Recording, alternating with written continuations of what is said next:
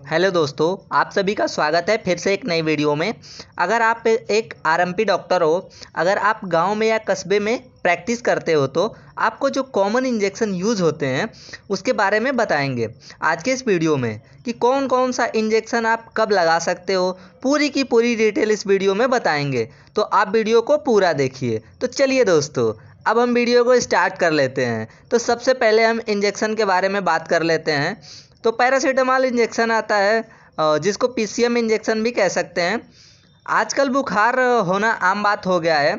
अगर टैबलेट देने के बाद भी बुखार कम नहीं होता है तो 2 ml का पीसीएम का एम्पुल आता है, आप उसे लगा सकते हो, तो उससे तुरंत बुखार उतर जाएगा। पीसीएम इंजेक्शन का वॉयल भी आता है और एम्पुल भी आता है, तो आप दोनों रख सकते हो। सेकेंड इंजेक्शन हमारा यहाँ पर रेंटीडीन होता है। अगर किसी को आपने ड्रिप लगा दी और फिर उसको गैस का प्रॉब्लम देखने को आता है तो आप ड्रिप के अंदर रेंटीडीन लगा सकते हो, जिससे पेशेंट की एसिडिटी सही हो जाएगी। और तीसरा इंजेक्शन यहाँ पर ड्रोटावेरिन है, जो कि पेट दर्द में लगाया जाता है। और डाईसाइक्लोमैन इंजेक्शन भी आता है, जो कि पेट दर्द में कंट्रोल करता है। और चौथे इंजेक्शन की बात करें तो चौथा इंजेक्शन यहाँ पर डाइक्लोफेनिक है, जो कि हाथ पैर दर्द करता है तब यह लगाया जा सकता है। और पांचवा इंजेक्शन यहाँ पर ऑनड्रास्टोन है, जो कि कभी कभार उल्टी आने लगता है तब इसका यूज किया जाता है। अगर यह टैबलेट से कंट्रोल नहीं होता है तब इस इंजेक्शन को उल्टी को कंट्रोल करने के लिए लगाया जाता है। छठवां इंजेक्शन यहाँ पर इथमसैलेट या फिर टेक्साकाइंड इंजेक्शन होता है। अगर किसी की ब्लीडिंग हो रहा है तो उसे रोकने के लिए आप इसे लगा सकते हैं। इसे कभी कभार पीरियड के टाइम भी लगाया जाता है। सातवां इंजेक्शन यहाँ पर पेरिनॉर्म इंजेक्शन है, जिसको हम मेट्रोक्लोप्रामाइड भी बोल सकते हैं, तो इसे चक्कर होने पर कंट्रोल करने के लिए लगाया जाता है।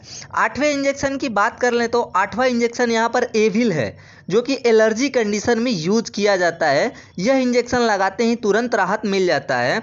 इस इंजेक्शन को रामबाण इंजेक्शन भी कहते हैं। अगले इंजेक्शन की बात करें तो अगला इंजेक्शन यहाँ पर डेक्सोना है, जो कि स्टेरॉयड इंजेक्शन है। ये डेक्सोना इंजेक्शन कई बीमारियों में काम आता है, जैसे कि किसी को फीवर आता है तो आप दे सकते हैं। और फिर एलर्जी की समस्या है, खाज खुजली की समस्या है, या फिर किसी मधुमक्खी ने या फिर किसी कीड़े ने काट लिया है तो उसके रिएक्शन को तोड़ने के लिए आप इसका यूज कर सकते हैं। अगर हम बात कर लेते हैं एंटीबायोटिक इंजेक्शन की, तो मैं 2 इंजेक्शन का नाम आपको बता देता हूँ। पहला इंजेक्शन यहाँ पर जेंटामाइसिन है और दूसरा इंजेक्शन यहाँ पर एमिकासिन है।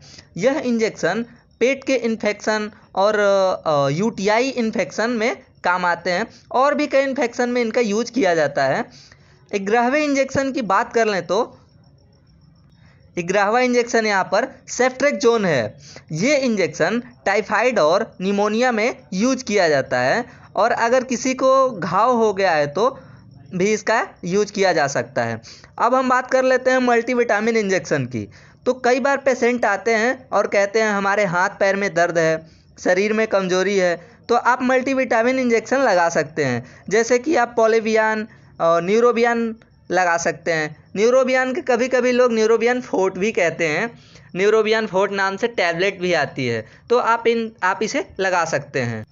उसके साथ साथ आप आईवी फ्लूइड भी रख सकते हैं, जैसे कि आप एनएस रख सकते हैं, D5 और आरएल भी रख सकते हैं, डीएनएस भी रख सकते हैं। तो दोस्तों, जो कॉमन यूज किए जाने वाले इंजेक्शन थे और जो दवाइयाँ थी वो हमने बता दिया है। तो मिलते हैं अगले वीडियो में और कुछ नई जानकारी के साथ। तो दोस्तों, अगर आप हमारे चैनल पर नए हैं तो चैनल को सब्सक्राइब कर लीजिए। Thank you very much.